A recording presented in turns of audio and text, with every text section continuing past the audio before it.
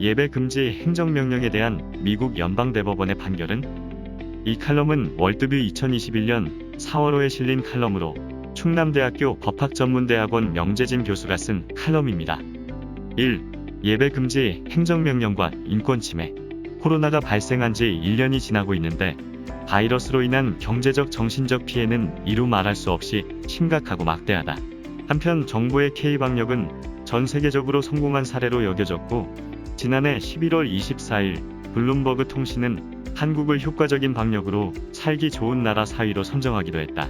그러나 이러한 방역은 기본권에 대한 침해와 봉쇄를 통한 정부의 반법치적인 무리수를 통해 이루어진 면이 많다. 정부는 확진자의 동선을 공개해 개인정보 자기결정권을 침해했고 확진자가 다녀간 식당과 상점 등의 정보를 알리면서 가게 주인들은 재산권의 침해를 당했다. 정부의 기본권 보호 의무의 방기로 인해 가장 큰 피해를 본 곳은 교회이다. 일반 대중시설에 대한 정부의 조치는 특정한 확진자가 나온 곳에 제한됐지만 교회의 확진자 발생은 대부분 교회 전체에 대한 셧다운으로 이어졌다. 이러한 형평에 어긋난 조치와 항상 20명 또는 30명으로 제한되는 출입자로 인해 교회는 사실상 본연의 자유인 예배의 자유를 누리지 못하고 있다. 신천지의 방역 거부 및 허위 신고 등의 문제로 시작된 정부의 종교에 대한 제재는 자유대한민국에서 벌어진 그야말로 그동안 겪지 못했던 반법치적 행정이다. 국가가 교회에 대해 경고하고 마치 교회가 코로나 사태의 발생지인 것처럼 강한 조치를 연이어 내리고 있다. 비상시라는 이유로 기본권을 존중받지 못하고 인권 침해의 부작용이 일상화되고 있다. 정부의 이러한 태도는 감염병 예방 및 관리에 관한 법률상의 제재 명령에 기반을 둔 것이다. 동법 제49조 제1항에 의하면 공권력은 감염병 예방을 위해 흥행, 집회, 제례 또는 그 밖의 여러 사람의 집합을 제한하거나 금지하는 것에 조치를 하도록 명령하고 있다.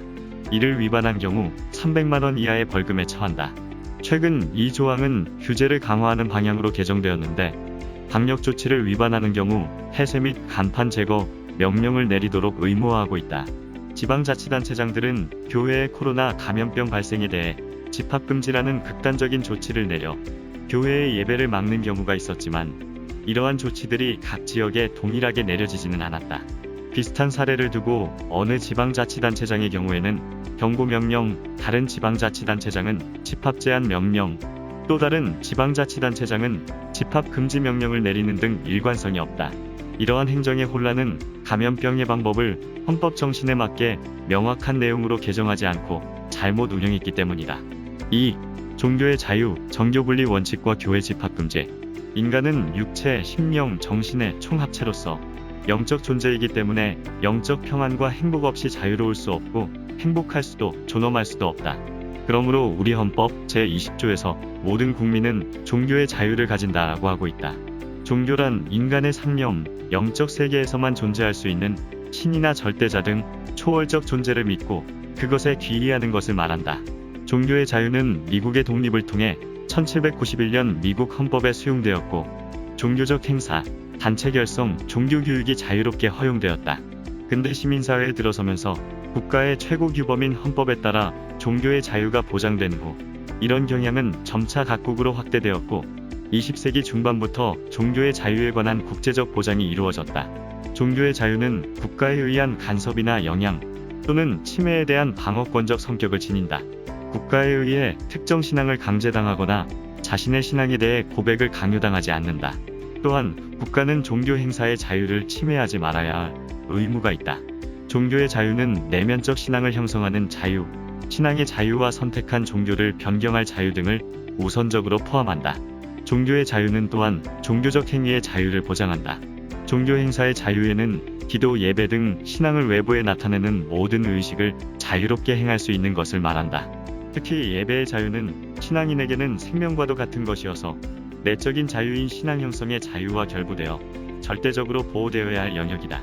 대한민국 헌법 제20조는 종교의 자유 이외에 제2항에 국교는 인정되지 아니하며 종교와 정치는 분리된다라고 규정하여 정교분리의 원칙을 명문화하고 있다.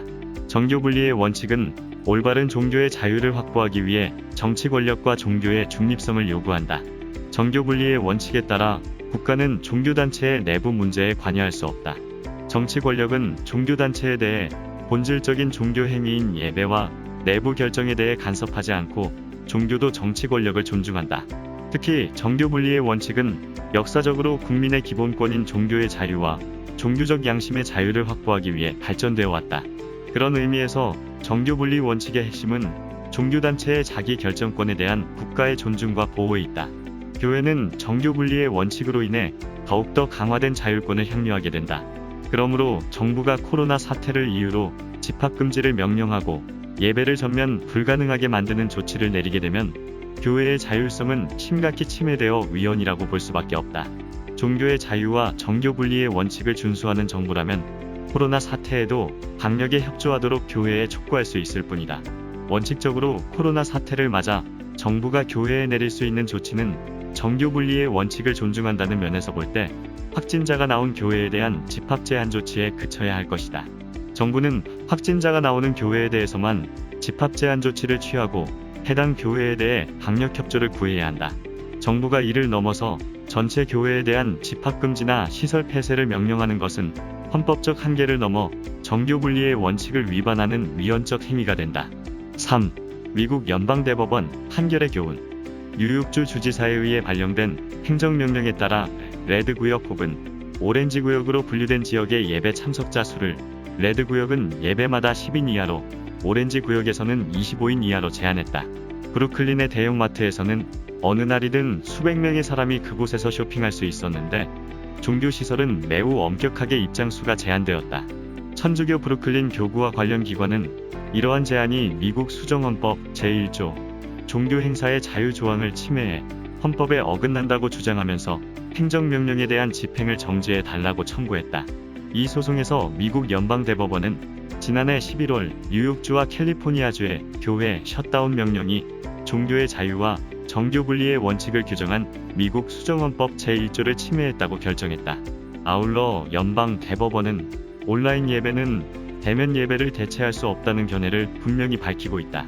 이러한 판결 결과로 현재 미국 뉴욕주와 캘리포니아주는 거리두기 등 방역 조치 준수를 조건으로 대면 예배를 허용하고 있다. 미국과 같은 헌법 조항을 가지고 있으므로 우리 법원도 미국 대법원의 이러한 판결을 존중해야 할 것이다. 또한 연방대법원은 올해 2월 5일 캘리포니아주가 내린 실내 예배 금지 명령도 예배의 자유를 침해했다고 판시했다. 이러한 미국 연방대법원의 판결은 향후 우리 법원에 계류 중인 사건에 영향을 줄 것으로 보인다. 미국 연방대법원은 혼란스러운 코로나 감염병 사태에서도 법치주의가 지켜지고 실현되어야 한다는 교훈을 주고 있다.